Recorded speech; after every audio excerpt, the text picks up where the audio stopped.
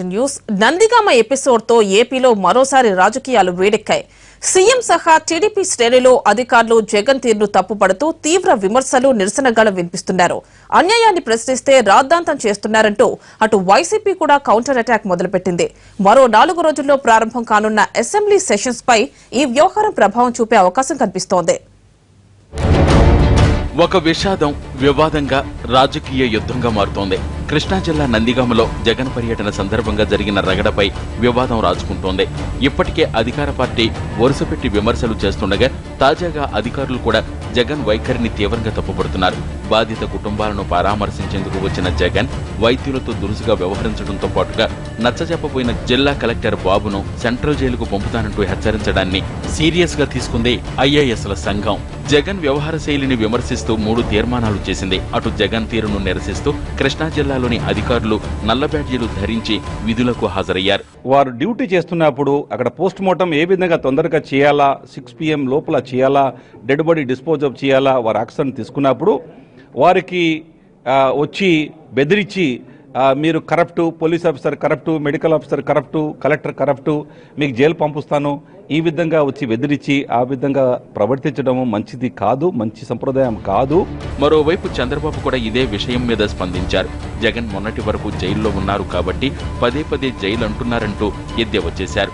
అధికారులను ఉద్దేశించి ఈ విధంగా వ్యవహరించడం మంచిది కాదన్నారాయన. కలెక్టర్కి మెజిస్ట్రియల్ పవర్స్ ఇస్తే ఆయన సెంట్రల్ జైలు పంపిస్తారంటున్నాడు. అంటే వీళ్ళ సెంట్రల్ జైలు అనేది అలవాటు అయిపోయింది. వీళ్ళకి మాటల్లో కూడా సెంట్రల్ జైలు అని ఎక్కువ సమయం సెంట్రల్ జైల్లో ఉండి ఆ అలవాటు అయిపోయి మళ్ళా ఎప్పుడు పోతారో తెలియకుండా రాత్రి మగుళ్ళు కలవరిస్తూ కనపడిన వాళ్ళందరినీ తిట్టే పరిస్థితికి వస్తున్నారు. ఎక్కడికి పోతున్నారు నాకైతే అర్థం కాలేదు. ఇది మంచి పద్ధతి కాదు. అటు మంత్రులు కూడా జగన్ తీరును తీవ్రంగా తప్పుపట్టారు. ప్రమాదంపై శవరాజకీయాలు చేయటం సరైంది కాదన్నారు మంత్రులు. వీళ్ళందరికీ మధ్య అలవాటు అయిపోయింది. అధికారుల్ని ఇష్టమైనట్టు మాట్లాడతాం, కలెక్టర్ని మీద చేసి మాట్లాడి నువ్వు ఎస్పీ అందరూ కరప్ట్, పోలీసులు మీరు కరప్ట్, మిమ్మల్ని జైలుకి పంపుతానన్నాడు. హానెస్ట్ ఆఫీసర్ని పరుచుకుని ఈ రకంగా మాట్లాడటం కరెక్ట్ కాదు. అడ్మినిస్ట్రేషను అతను నిజాయితీ పరుడైన ఆఫీసరు కలెక్టరు చాలా బాగా చేస్తున్నాడు. ఎన్నో విజయవాడలో జరిగిన అన్ని పుష్కరాల దగ్గర నుంచి ప్రతి రాజధాని ప్రతిష్ఠ దగ్గర నుంచి అన్ని చాలా బాగా చేస్తున్నారు. ఇవన్నీ చూస్తున్న తర్వాత ఆయన యొక్క మానసిక స్థితి మీదనే అందరికి కూడా అనుమానం వస్తూ ఉంది. అంటే నిన్న జరిగిన సంఘటన ఒక ఉదాహరణ మాత్రమే.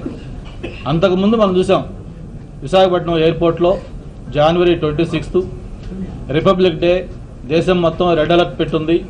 నెక్స్ట్ డే ఇక్కడ ఇన్వెస్టర్స్ మీట్ ఉంది, దాదాపు 50 పైగా దేశాల ప్రతినిధులు వస్తూ ఉన్నారు.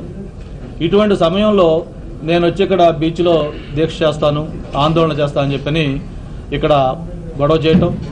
వీటిపై వైసీపీ ఎదురుదాడికి దిగింది. జగన్ ఎక్కడ పర్యటించినా ప్రభుత్వం ఇలాగే వ్యవహరిస్తోందని ఆరోపిస్తోంది. జగన్ను ఉద్దేశపూర్వకంగా అణగదొక్కాలని చూస్తున్నారని, దిగజారుడు రాజకీయాలు చేస్తున్నారని మండిపడ్డారు వైసీపీ నేతలు. ఈరోజు ప్రతిపక్ష నేత పర్యటనకు వస్తున్నాడని తెలియగానే టీడీపీ నేతలు ఏ విధంగా తమ కార్యకర్తల్ని అక్కడికి పంపించి అక్కడ ఉద్రిక్తతను మరి క్రియేట్ చేశారో మనం కళ్ళారా చూస్తున్నాం. అంటే జగన్ వస్తే తమ కుట్ర బట్ట బయలవుతుందన్న భయంతో ఈరోజు వాళ్ళ బట్టలు తడిసిపోతున్నాయనేది కూడా స్పష్టంగా మనకు అర్థమవుతోంది. మొత్తం మీద ముళ్లపాడు రోడ్డు ప్రమాదం తర్వాత టీడీపీ వైసీపీ మధ్య భగ్గుమన్న విభేదాల ప్రభావం రాబోయే బడ్జెట్ సెషన్పై పడటం ఖాయంగా కనిపిస్తోంది. టీడీపీ ఇదే అంశాన్ని బేస్ చేసుకుని ప్రతిపక్ష నేతపై ఎదురుదాడి చేసేందుకు సిద్ధమవుతున్నట్టు సమాచారం.